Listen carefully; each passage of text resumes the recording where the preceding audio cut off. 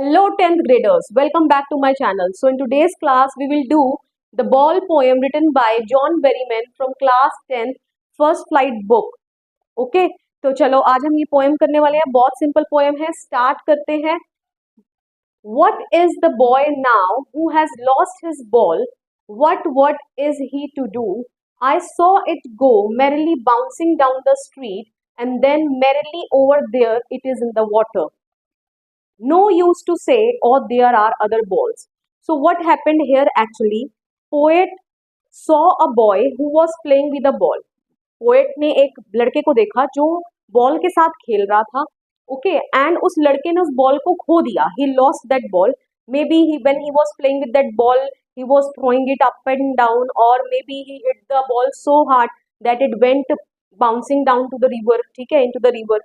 Okay, हो सकता है उसने उछल कूद करके बॉल के साथ जैसे खेला जाता है वो खेल रहा और बॉल को उसने तेज मार दी और वो बॉल उससे क्या हो गई, दूर चली गई और बाउंस करते पास ही की नदी में जा गई. ओके, तो अब पोएट जो है इस स्टैंजा की स्टार्टिंग किससे कर रहे हैं? क्वेश्चन से कर रहे हैं कि what is the boy now who has lost his ball. मतलब कि अब वो बॉय क्या करेगा जिसने वो अपनी जो बॉल है वो खो दी है. What is he to do, वो क्या करेगा अब? कि I saw it go merrily bouncing down the street. मैंने खुद उस बॉल को मैरली मतलब हंसते हुए कहाँ जाते हुए देखा?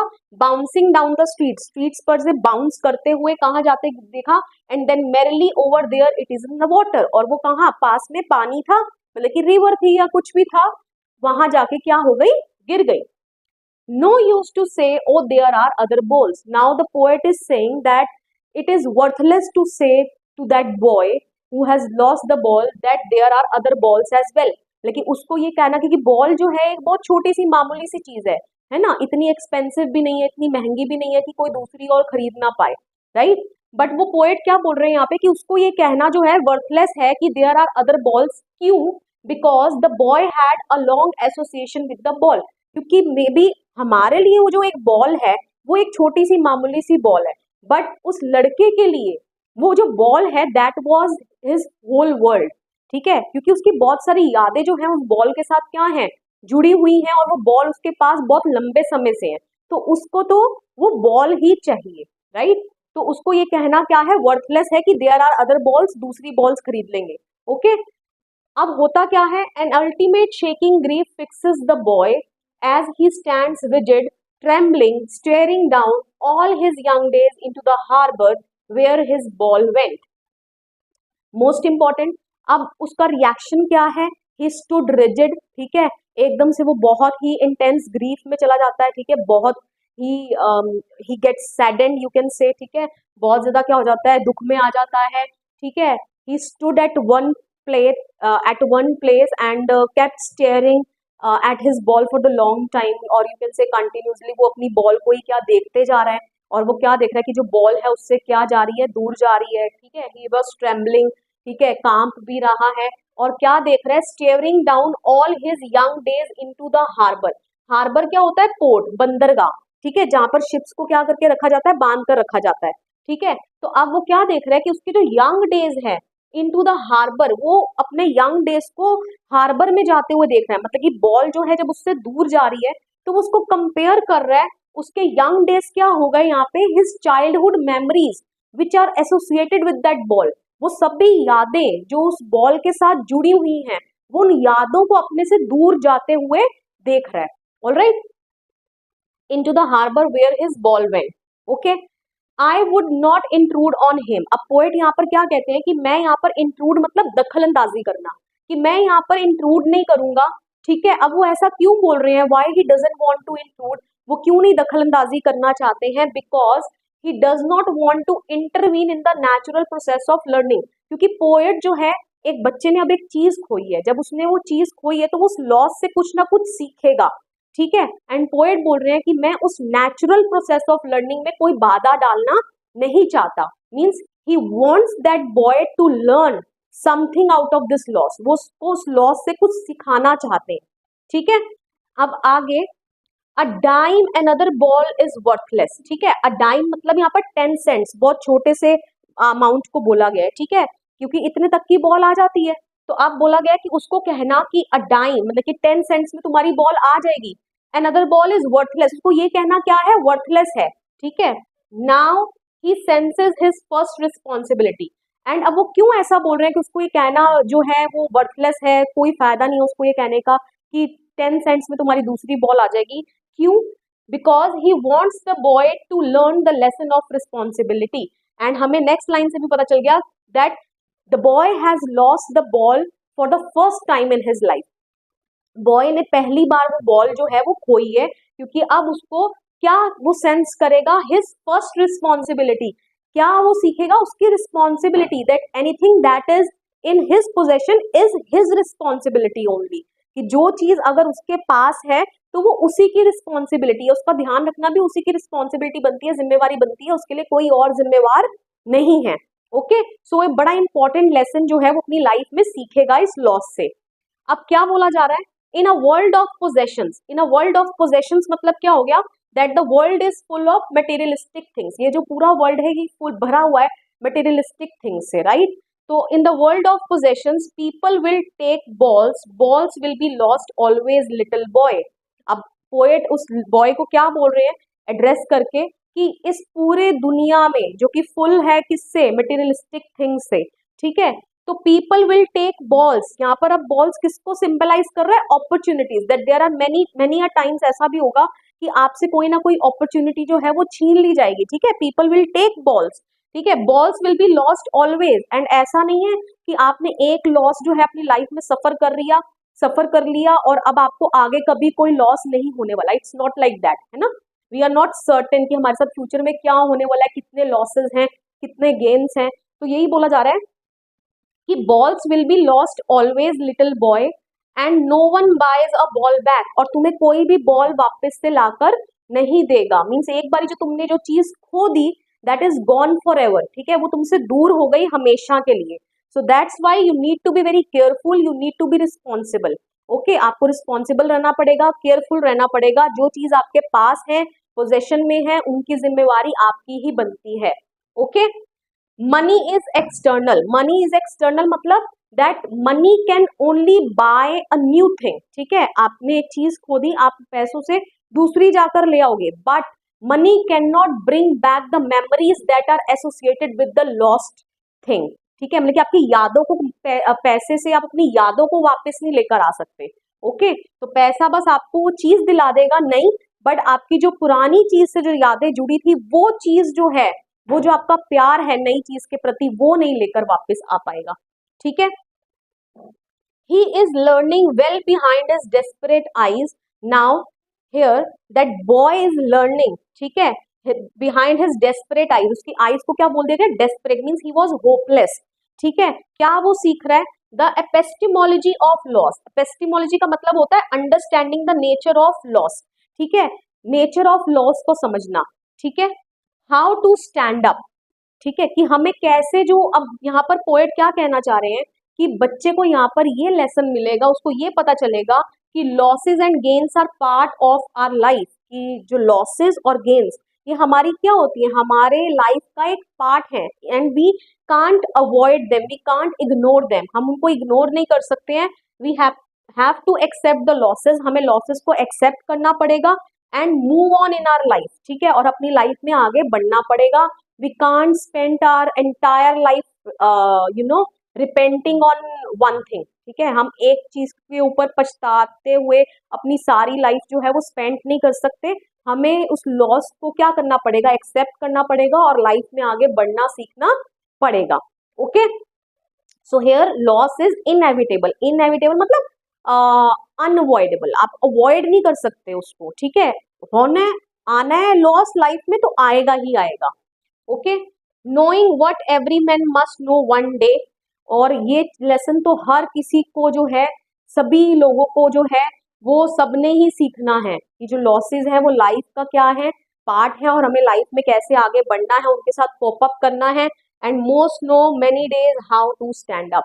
सो this is what the poem is all about, कि हमें यही लेसन दिया जा रहा है कि कैसे आपके पास जितनी भी चीजें हैं, आपकी जो पोजेशंस हैं, and here possessions are not only the materialistic things, here possession may be your someone in your relationship, ठीक है, अब हम अपनों को भी तो खोते हैं व्हेन दे डाई, ठीक है। तो जो चीज आपके पास है, may be it your a person, ठीक है, आपके रिलेशनशिप में कोई है, ठीक है, या आपके पास कोई भी पोजेशन है, कोई चीजें हैं, तो उनकी जिम्मेवारी आपकी बनती है, आपको बहुत केयरफुली जो है उनको यूज करना है, ओके।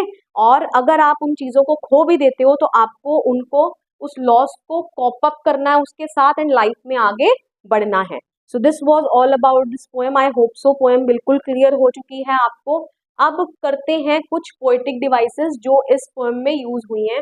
उससे पहले मैं आपको ये भी बता दूं कि यहाँ पर जो पोएट है हमारे, he was sympathetic towards the boy, ठीक है, वो बॉय के टुवर्ड्स क्या थे, सिंपथेटिक थे, उनको दया आ रही थी and he was understanding the depth of boys loss. लेकिन जब उन्होंने ये पोएम लिखी तो वो बॉय के लॉस की डेप्थ को समझकर, गहराई को समझकर उन्होंने इस पोएम को लिखा, okay.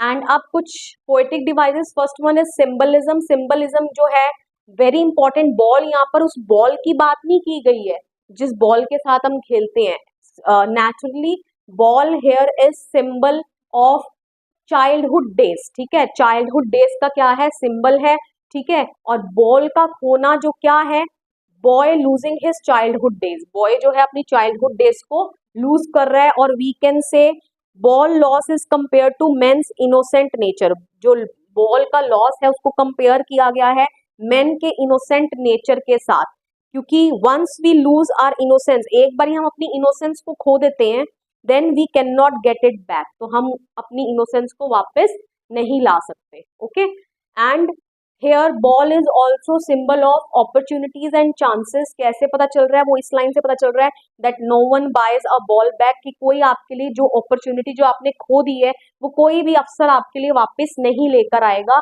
So you need to be very careful, आपको केयरफुल रहना पड़ेगा अपनी लाइफ में जो भी डिसीजन ले रहे हो। People will take away balls, ठीक है, और लोग तो ऑब्वियसली कंपटीशन तो है ही है, तो people will always keep on taking ball, मतलब opportunities and chances from you, okay. Next one is anaphora. Anaphora क्या होता है, जब स्टार्टिंग की लाइंस 2 और 3 लाइंस का वर्ड जो है वो सेम हो, उसको एनाफोरा कहा जाता है। तो हम यहाँ देख सकते हैं first line what, then second line what, यहाँ पर एनाफोरा हो गया। देन मैरिली, मैरिली, दोनों लाइन की जो बिगनिंग है वो सेम है, सो हेयर भी क्या यूज हो गया है, एनाफोरा। मैं यहाँ लिख देती हूँ, इन 4 लाइन्स में क्या इस्तेमाल हो रहा है, anaphora, okay. Next is repetition. Repetition मतलब तो आप समझ ही गए, एक चीज का रिपीट होना। यहाँ पर कौन सा वर्ड बहुत बारी रिपीट हुआ है, आई होप सो मुझे बताने की जरूरत नहीं है, बॉल, ठीक है, बहुत जगह बॉल वर्ड का इस्तेमाल हुआ है। वर्ड देख लो यहाँ पर, वर्ड वर्ड 2 बार रिपीट हुआ है, मैरिली वर्ड रिपीट हुआ है, so this is the example of repetition. Next is alliteration. Alliteration क्या होता है, किसी भी सेंटेंस में जो फर्स्ट लेटर है उसमें जो कॉन्सोनेंट साउंड बार बार रिपीट हो, सेम कॉन्सोनेंट साउंड, तो उसको क्या बोलते हैं, हम एलिट्रेशन बोलते हैं। देख लेते हैं कहाँ लग रहा है एलिट्रेशन, देख लीजिए, balls, people will take balls, balls will be lost always little boy, ठीक है। देख लीजिए यहाँ पर बा साउंड, यहाँ पर बा साउंड, ठीक है, एंड बिगिनिंग लेटर है, तो here is alliteration. Next, and no one buys a ball back, ठीक है, बाइज अ बॉल बैग, बा साउंड रिपीट हो रही है, ठीक है, एंड स्टार्टिंग का लेटर है, इनिशियल लेटर है, so this is the example of alliteration. Next is imagery. Imagery मतलब इमेजिन करना, इमेजरी वर्ड बना इमेजिन करने से। जब कुछ ऐसी लाइंस लिख दी जाती हैं कि जिनको पढ़कर आप उस चीज को इमेजिन कर लो, तो जब यहाँ लिखा हुआ है कि I saw it go merrily bouncing down the street, कि मैंने बॉल को बाउंस करते हुए स्ट्रीट पर से वाटर में जाते हुए देखा, तो यहाँ पर एक इमेज क्रिएट हो रही है हमारे माइंड में। हम, हमारे माइंड में वो जो बॉल है वो में बाउंस करती, जो उसकी इमेज बन रही है और वो पानी में जाती, दूर जाती, उसकी जो इमेज क्रिएट हो रही है। So here these lines are example of imagery, okay। symbolism I already told you। then is enjambment। enjambment मतलब क्या होता है, जब एक लाइन के एंड में जो है, जो आइडिया नेक्स्ट लाइन तक ले जाया जाए without use of any punctuation mark, उसको बोलते हैं enjambment। जैसे आप यहाँ देख लीजिए, all his young days into the harbor where his ball went। देख लीजिए यहाँ कोई फुल स्टॉप नहीं है, कुछ पंक्चुएशन मार्क नहीं है, इस लाइन में नहीं है, इस लाइन में नहीं है, सीधा जाके यहाँ पंक्चुएशन मार्क आ रहा है, that is full stop. So these are the example of enjambment. और ऐसा नहीं है सिर्फ एंजैपमेंट यही लग रहा है, और भी बहुत जगह लग रहा है, ओके, तो वो आप अपने आप फाइंड आउट कर लीजिएगा। Next is transferred epithet. What is transferred epithet? when an emotion is attributed to a non-living thing after being displayed from a person. Okay देखिए जैसे यहाँ पर क्या है, डेस्परेट आइज, डेस्परेट का मतलब क्या है, होपलेस हो जाना। अब आंखें यहाँ पर होपलेस नहीं हुई हैं, वो जो बॉय है ही हैज गॉन होपलेस, ठीक है, वो होपलेस हो गया। क्यों होपलेस हो गया? क्योंकि जो उसकी बॉल है उससे क्या हो गई है, दूर हो गई है, राइट। तो उस होपलेसनेस को ट्रांसफर कर दिया गया, उसका इफेक्ट किस पर, आइज पर, एक नाउन पर, तो इसी को बोलते हैं transferred epithet. Okay next is assonance. Assonance means use of vowel sound, ठीक है, वॉवल साउंड जब प्रोमिनेंट रहती है एक सेंटेंस में उसको हम बोलते हैं एजोनेंस। जैसे लेट सपोज यहाँ पर देख सकते हैं आप, he is learning well behind his desperate eyes. E sound जो है वो यहाँ पर प्रोमिनेंट है and e is a vowel. Okay so this is the example of assonance. Next is apostrophe. Apostrophe is when the poet addresses his poem to absent audience, ठीक है, absent audience को जब पोएट एड्रेस करे। जैसे यहाँ पर उसने बोला कि balls will be lost always little boy, वो लिटिल बॉय को यहाँ पर एड्रेस कर रहा है, लेकिन हम देख रहे हैं कि लिटिल बॉय जो है वो आगे कहीं भी पोम में पोएट की बात का जवाब नहीं दे रहा है, ठीक है। तो यहाँ पर ये लिटिल बॉय क्या है, एक एब्सेंट ऑडियंस है, राइट, क्योंकि जवाब ही नहीं आ रहा है उसकी तरफ से। So this is the example of apostrophe. Okay I hope so this is also clear. Next is metaphor. Obviously ball is a metaphor of possessions, जितनी भी चीजें हमारे पास हैं, ठीक है, उसका मेटाफॉर है, and childhood innocence. Okay next is personification. First stanza में ही पर्सोनिफिकेशन का इस्तेमाल किया गया है। जब किसी नॉन लिविंग थिंग को लिविंग करेक्टर दे दिया जाए उसको बोलते हैं हम पर्सोनिफिकेशन। यहाँ पर क्या बोला गया है कि आई सॉ इट, इट यहाँ पर कौन है, बॉल। क्या कर रही है ball, go merrily bouncing down the street, merely मतलब हंसते हुए जा रही है, ठीक है, बाउंस करते हुए जा रही है सड़क पर से पानी में। ओके अब बॉल कैसे हंस सकती है, तो बॉल को यहाँ पर कुछ क्वालिटीज दे दी गई है जो ह्यूमन बीइंग से रिलेटेड है, तो इसलिए यहाँ पर ये क्या हो गया आपका, ये लाइन जो है मैरली बाउंसिंग मैंने यहाँ लिख दी है, that is the example of personification. Okay I hope so all the things are covered. रह गई आपकी राइमिंग स्कीम। तो पोम जो है वो फ्री वर्ड्स में लिखी गई है, कोई पर्टिकुलर राइम स्कीम इसमें फॉलो नहीं की जा रही है। Okay so this brings us to the end of this poem. यहाँ पर हमारी ये पोम जो है वो खत्म होती है। अगर आपको वीडियो पसंद आया हो, वीडियो को लाइक करिए, शेयर करिए, कमेंट करके बताइए वीडियो आपको कैसा लगा, and don't forget to subscribe my channel. Please keep supporting me. ऐसी और वीडियोस पाने के लिए hit the bell icon as well, ठीक है। ऐसे इंग्लिश के आपको 11th एंड 9th के लेक्चर्स भी जो हैं हरप्रीत क्लासेस पर अवेलेबल करा दिए जाएंगे बहुत जल्दी। मिलेंगे नेक्स्ट वीडियो में, टिल देन बाय बाय।